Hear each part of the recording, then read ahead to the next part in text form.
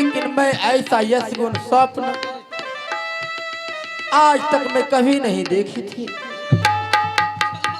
आज रात्रि में अपने कक्ष में अपने पलंग पे आराम कर रही थी, ऐसा यश गुण स्वप्न में देखी हूँ। यह स्वप्न देखने से पहले इस आत्मा से भी प्राण क्यों निकल गई प्रभु। यह स्वप्न की कहानी मैं किसे सुनाऊं, किसे बताऊं, मुझे कुछ समझ में नहीं आ रही है। हे महला में देखलिए बहिनिया,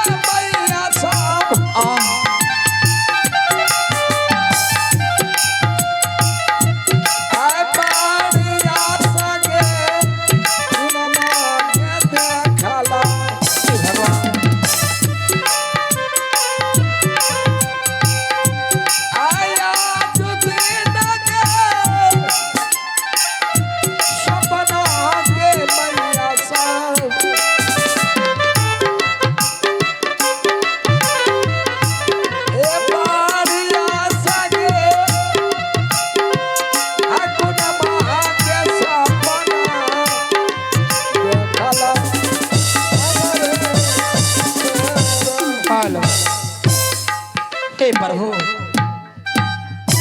यह स्वप्न की कहानी मैं आज अपने स्वामी को अवश्य सुनाऊंगी। ना जाने इस समय मेरे स्वामी कहाँ है, ना तो दरबार का महामंत्री दिखाई दे रहा है। मैं सबसे पहले अपने महामंत्री को बुलाती हूँ। मंत्री जी कहाँ है, क्या कर रहे हैं? मंत्री जी बगले में प्रणाम महारानी जी, प्रणाम जी। तेरो महामंत्री। महारानी जी हाँ, आज आपको देख रहे बहुत चिंतित में। हाँ महामंत्री, आज मैं ऐसा क्या बात है महारानी जी? क्या बताऊं मंत्री जी। हाँ आज मैं अपने महल में अपनी लाली से पलंग पे आराम कर रही थी। जी महारानी जी। आज रात्रि में बहुत स्वप्न देखी हूँ। सब अशगुन की बात है। आज मैं कौन सपना चाहिए, लेकिन ये सपने कहानी मैं आपको नहीं बताऊंगी। इस समय मैं अपने स्वामी जी से मिलने के लिए चाहती हूँ। इस समय मेरे पति परमेश्वर कहाँ है? महारानी जी इस समय आप लाली से पलंग पे आराम कीजिए और आपके कहने के अनुसार हम महाराज का वादा लगाते हैं। ठीक है महामंत्री। स्वामी ए महाराज, ओ महाराज हो शंभु बिहारी।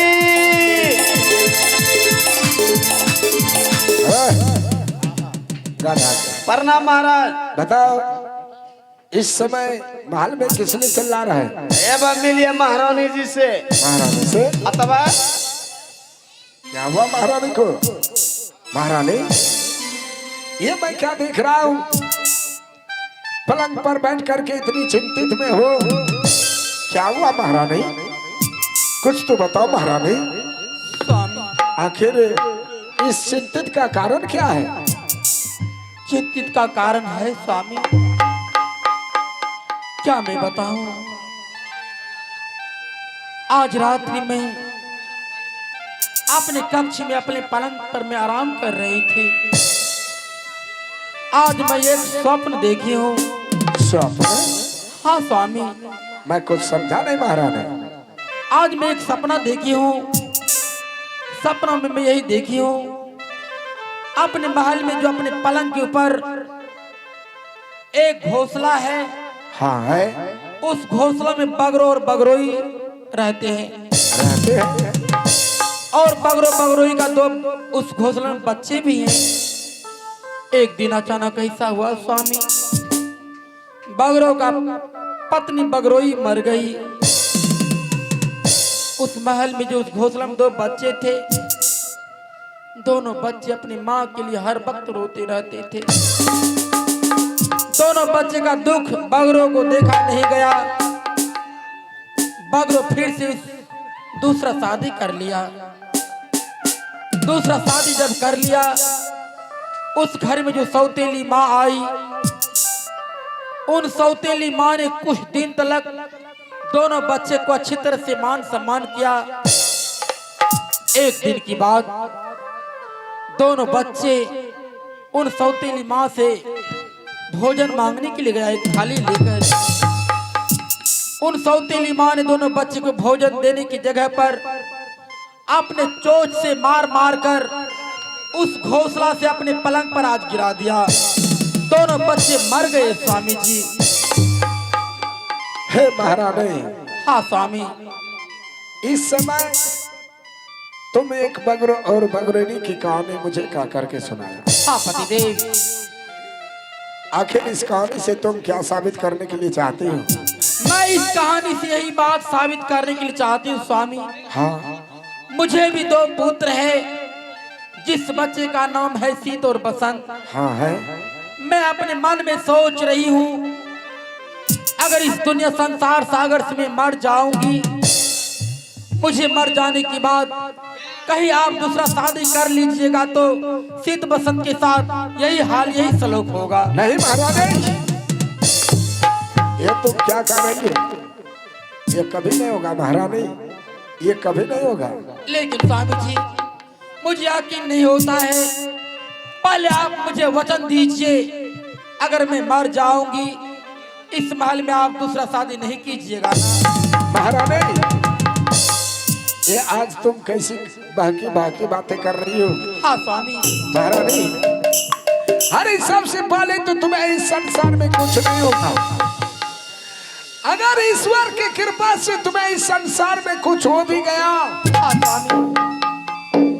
तो मानिकपुर शहर की हवेली में मैं तुम्हें वचन दे रहा हूँ महारानी, तुम्हें कुछ हो जाने के बाद इस महल में तुम्हारी जगह पर दूसरी महारानी कभी नहीं आएगा।